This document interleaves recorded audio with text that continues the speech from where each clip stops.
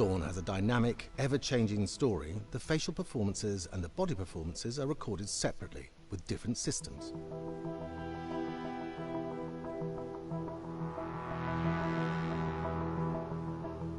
With the body capture, we use reflective bead suits and an infrared camera matrix system that drives the CG bone hierarchies in our character models. These performances cover everything from character locomotion, scene-specific performances and stunt work, most of which was recorded at studios in Pinewood and Shepperton, near London. Anna! Hello? Combining all the elements seamlessly in the final game becomes a formidable editing and logistical task. Every variation, both physical and emotional, must be combined in these multi-edits. Scaffolding props have to stand in for the sets, because the hundreds of infrared cameras have to be able to see all of the reflective beads on the actor.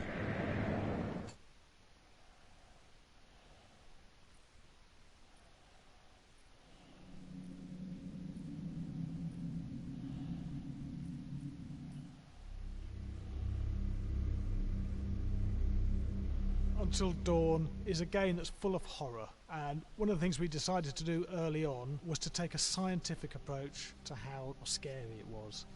So we did experiments on people and we measured their responses to the game. We've created a test area. It's as close to a home setup as we can get it. We've recruited ordinary people to play the game and we've left them to play it on their own. You're turning the light off.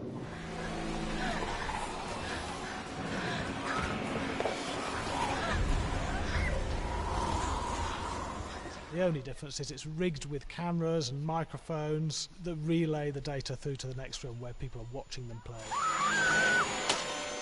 Bracelet here we use for biometric testing. It measures the player's emotional response. It's called a galvanic response sensor. It makes contact with the user's skin and it measures the electrical conductivity across their skin. It's the same principle as an old-fashioned lie detector. When you're stressed, you sweat a little, very sensitive.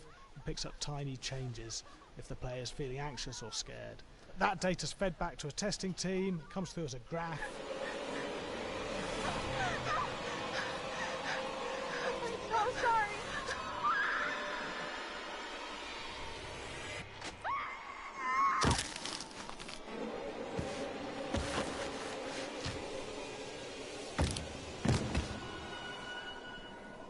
There's no point testing one or two people, you have to test a lot of people. What's your step? When we have a scare that's consistently has a measurable emotional response, then we knew it was good. If it didn't have that, it goes back to the team for improvement. The data doesn't tell us what's wrong with the scare, it only tells us if it's working or not. Wait, okay, so you hear that too, right? Josh.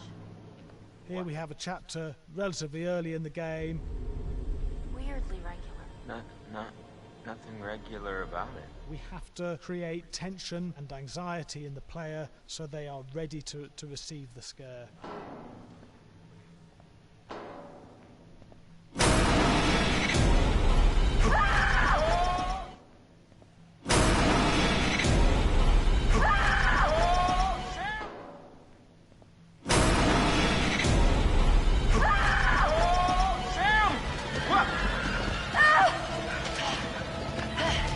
The player time to recover, to cool down, to calm down, and then start building the tension again before we do the next scare. Hey. What? Hey. What the hell? Ooh, you just got mugged.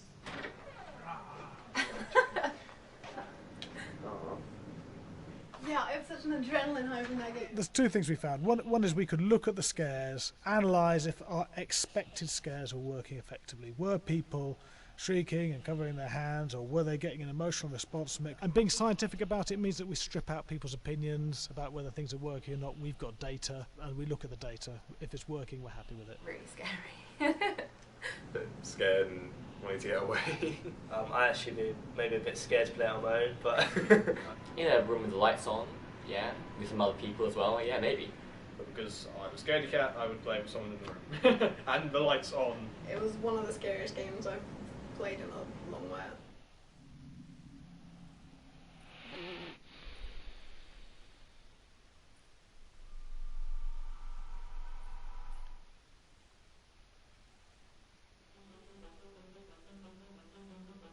I am Hayden Panettiere, and we are here at the studio recording Until Dawn. My name is Rami Malek, and I play Josh. My name is Megan Martin. My name is Brett Dalton. My name is Antonella Lentini, and I played Hannah and Beth. My name is Jordan Fisher, and I play the character Matthew, Matt for short. I'm Nicole Bloom, and I play Emily in the game. My name is Noah Fleiss. I am Galadriel Steinman, and I play Ashley. So, Until Dawn is the story of 8 teenagers who revisit this cabin in the woods about a year later after a really traumatic experience where I've lost 2 of my sisters, so coming to kind of get some closure in that respect. One of the things that Larry does really well is make these multi-layered characters, and I think for just the story in general, it follows the quintessential horror film plot lines, but the characters are so unique in themselves, and I think that's very cool. Oh, yeah, this was the right thing to do. What? You know, getting everyone together on the anniversary. I mean, Josh seemed really pumped about us all doing something, didn't he? Yeah, no, he definitely did. I haven't seen him so excited about something in forever. Good, good.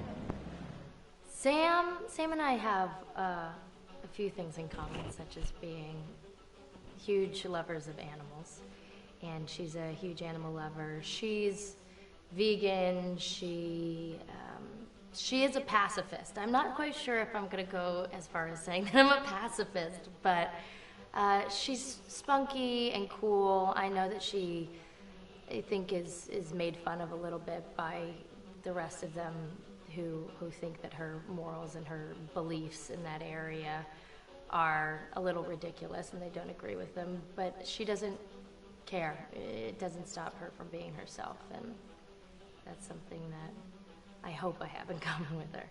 You know, he definitely can be depressed at some times and a bit of a loner, but he takes some solace in one of his sister's friends, Sam, played by Hayden Panettiere, and invites everybody back to the same house the next year to kind of find some closure. Jessica she has a whole lot of personality. She is definitely the sort of mean girl character that, you know, at school she knows she's pretty, she knows that boys like her, and she's going to use it to her advantage. He's got a big heart, and you can tell that that's very evident, especially how he treats his girlfriend, Emily, and, you know, he's kind of a meathead, but in the best way possible. She really knows what she wants, and she manages to get that from whomever it is, whether it be Matt or Mike. You know, she's really driven, and I can definitely relate to that. My character is Chris, and he is what society might consider the nerd of the group, and he kind of embraces it. Ashley she's a little more serious than some of the other girls. She's definitely very intelligent and thoughtful. She kind of looks at the whole big picture of things. She's not quite as geeky as Chris, but they connect in a lot of ways. Mike is like big guy on campus. He's the class president who has some charm and has brain, and I don't know, people seem to like Mike. He gets away with a lot, though.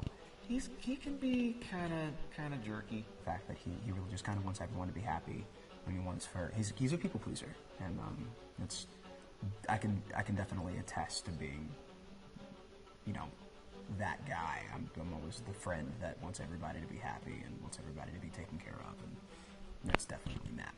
But also, like, this character is just so fun. I rarely get to play the bitch, and so it was really fun to do that. The spirit of things, seriously, what's wrong with you? I'm just trying to lighten the mood, Em. Don't be like that. Like what? The way you're being. You always get like this. I just think this is just the coolest thing to be a part of, and I just think it's going to take the world by storm. I really do. I think this genre is the wave of the future, and I think that once people see the potential behind it, of getting to interact with the drama that you're witnessing unfold in such a realistic way, that this is how entertainment's going to be from now on.